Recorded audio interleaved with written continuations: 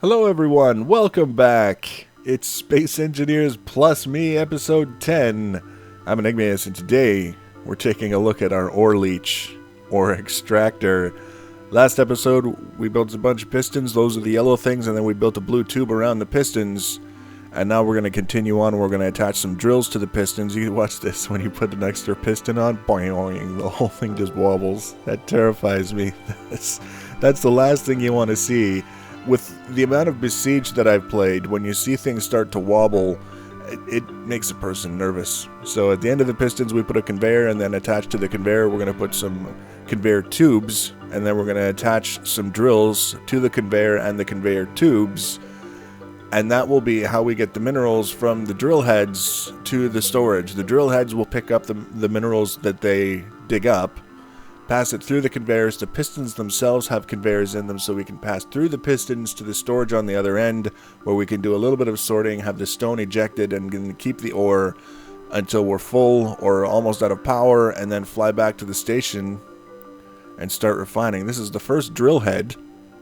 It's the one that we're going to attach in the center, and the main reason for attaching it now is I needed to get an idea of the size so that we can put things in place and then worry about making the tubes extend far enough so that we can attach the other drills to them and not have things colliding. The whole idea here is we don't want drills colliding.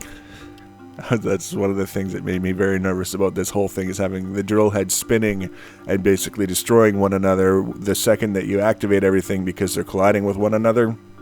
So get everything in place, get the tubes extended. You can see here we'll add another straight tube and then a corner tube.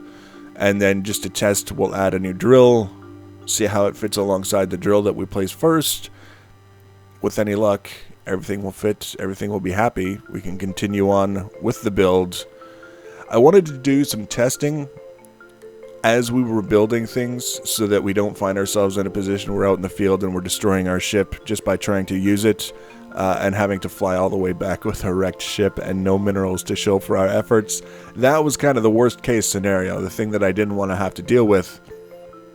So in this case, we're going to put the drills into place. We're going to build a shroud around them, and the reason why we're going to build the shroud before we do the testing is I want to make sure we saw the wobble in the piston. I want to make sure that the drills aren't going to be wobbling around and bouncing off the inside of the shroud and causing damage that way.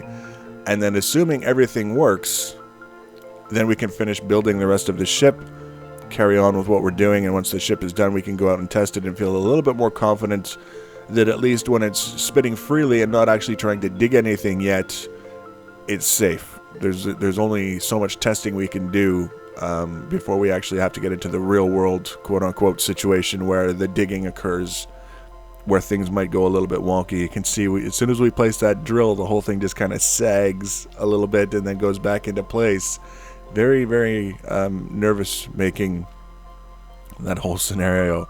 So you can see how we're building this around, and I kind of ran out of materials. So we ran back, got materials, finished the third drill, placed the fourth and fifth, and that's kind of what it looks like. It's kind of terrifying when you think about it, all these spiky heads getting ready to spin around. Before we can make it spin around, of course, we're gonna build like a temporary gantry that we can attach a battery and a temporary cockpit to, that's connected to the ship so that we can control everything. We have power, but it's sort of out of the way was the goal with all of these things. Then we can build a shroud around the drills and do that little bit of testing that we wanted to do. So nothing particularly complicated with the shroud, but I wanted to mess around a little bit with the shapes that were given, some of the extended shapes, the elongated slope kind of shapes, to see what we can do alongside regular blocks and slopes to produce something that's a little bit more interesting than just 90-degree angles and 45-degree angles. And, there's nothing wrong with those things. They just get a little bit old after a while. If we can do something a little bit more refined from time to time, then that makes things a little bit more interesting, for me anyways. In the long term, we can kind of get a little bit more involved in the design and imagining interesting things in our head and then trying to make them appear in the game. But you can see it's just spinning blocks, really, is what it is. We're not going to spend a lot of time showing you the spinning of the blocks because there's only so much educational value to be had in the spinning of blocks. But you get the idea. It's just repeating patterns that are going to go all the way around, and we'll see what they look like once we've got a complete circle done. And then if we're happy with that, the spacing, the shape, the appearance, then we can extend it, make it longer, and that's how we get the shroud around the drills in a way that we're happy with. Very slow, very meticulous. A lot of it is just learning when you push a certain button and you're facing in a certain direction, it's going to do this versus doing something else when you're facing a different direction or pushing a different button. You can see the reason why it's flashing like that, just because it's probably driving you nuts like it was driving me nuts, is because when you're standing still, there's a little bit of a dip. Your character, it's kind of, if you imagine your head drop a little bit as you breathe and then go back up, that's sort of what it was. And because of how far away we were, it was causing us to be in range and then out of range and then in range and then out of range.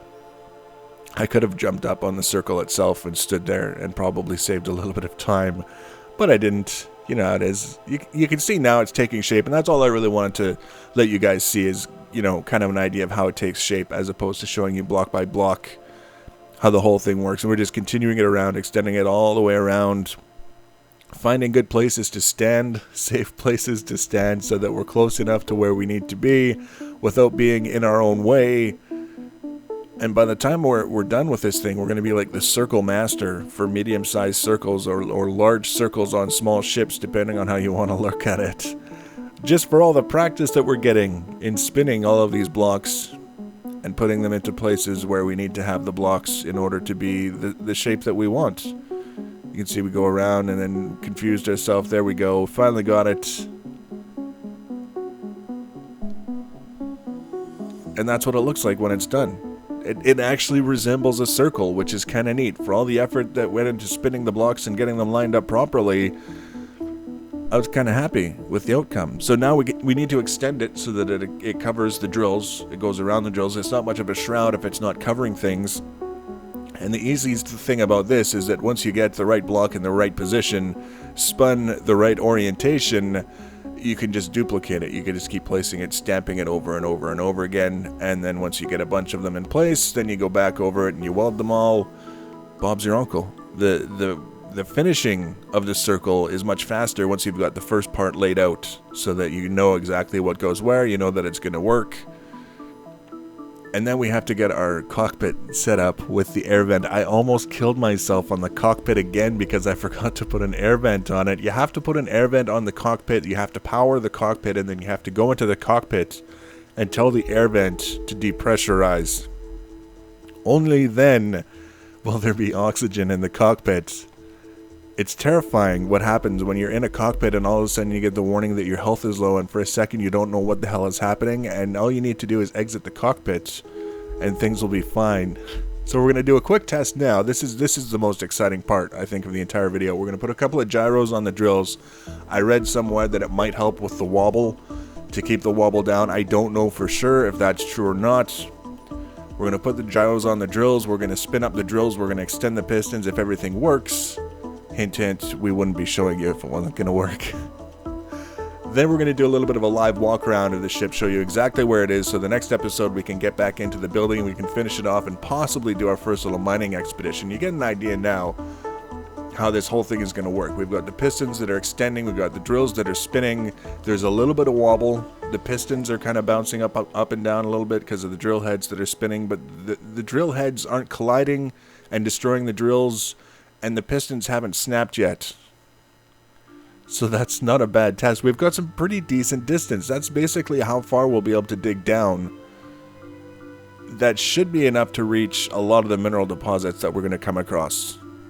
So you extend them, and then you can see in the background we retract them, move the ship, do it again. Bob's your uncle. So now let's take a look at what the ship looks like right up to this minute, so that the next episode we can hit the ground running, finish it off, and get out there and grab some minerals.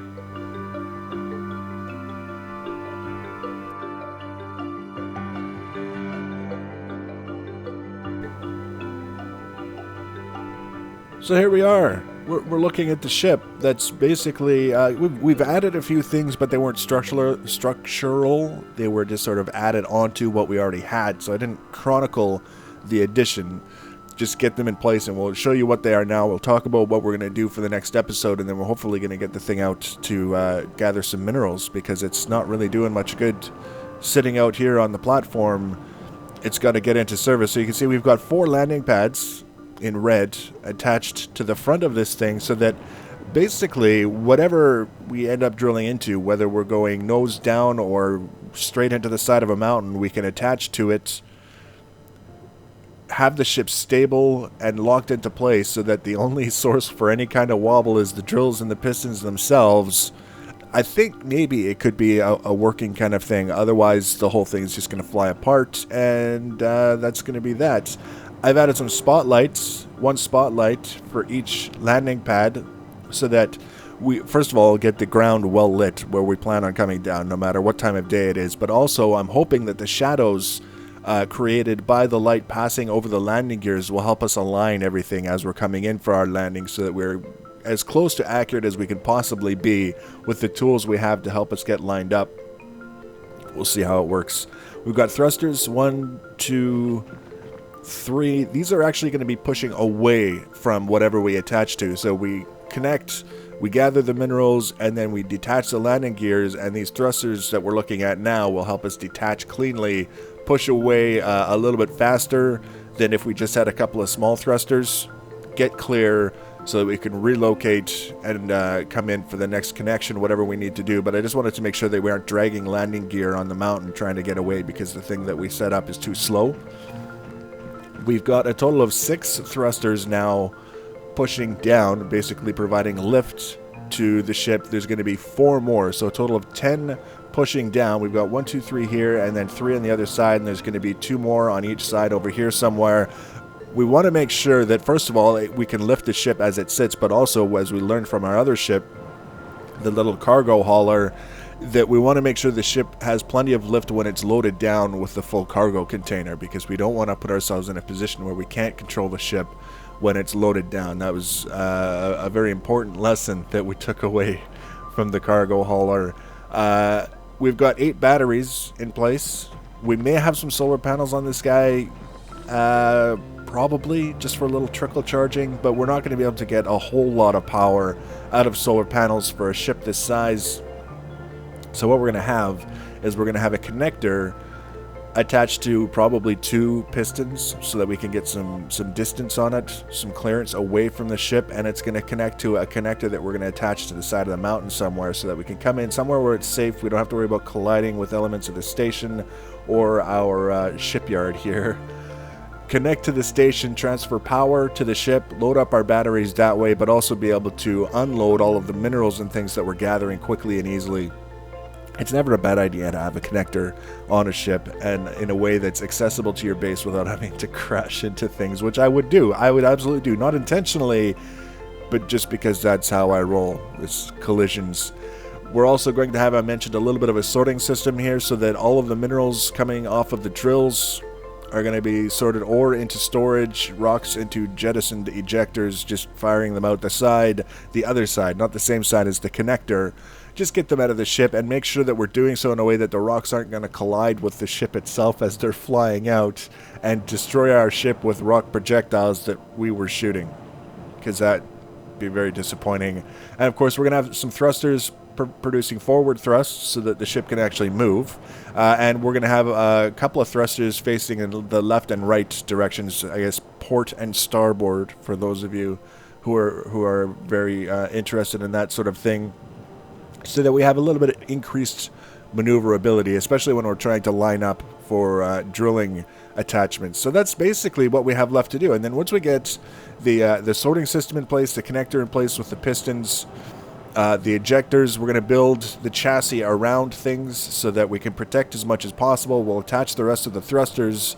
We'll get a connector going up here somewhere, and then we will be ready to go. We'll be off on our first mission to find and extract as many minerals as we possibly can before we run out of power. So if you want to be updated, when I add the next video, we're going to complete the build, and either we'll do the first mission to pick up minerals in the next video, or we'll make a whole video after, kind of a highlight reel of our mineral gathering expeditions in the space or Leech thing. You can subscribe to my channel, get notifications that way. You can follow me on social media also. Better Twitter than any of the other ones. Get notifications through Twitter. Leave your comments and feedback. Thanks for watching, guys, and take care.